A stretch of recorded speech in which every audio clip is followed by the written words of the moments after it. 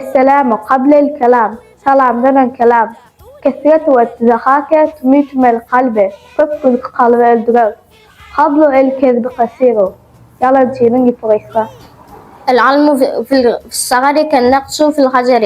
العلم في الكبر كالنقش على الماء. Çağlıqda öğrenilen ilim daşı çekilen nağış yağıldır.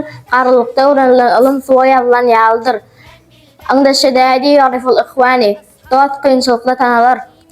Men zaral mağrufi hasede şükri. Bilip eken bereket urur. يدا وحدها لا تسبق.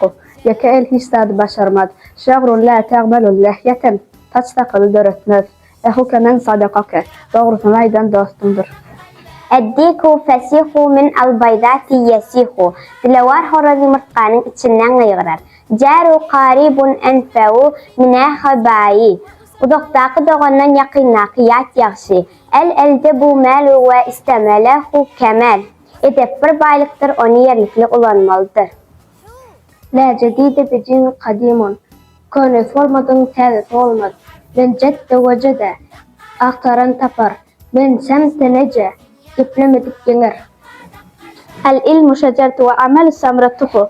Ilm bir daraktır, amalının meyvesi. Es-sukutu ahu er-rizai. Dımmak razıyalım doğanıdır. Men lem yuhatiru lem yecid. Kirlenmek tapmaz. El-gaybun heccetehu ma'ahu. Yoğun bahanası yanında. Ve adu el-kerimun din. Yaxşı ada bergidir. Eşbehu min el-mai bil-mai. Qavun renk alır. العاقل من أقل لسانه بالبلاد شقلا كالقطرات بالقطرات غدرت أخيرا دم كل olur. Edebu el-miri hayru min zahabihi. Adamın edebi altından hem ağıdır.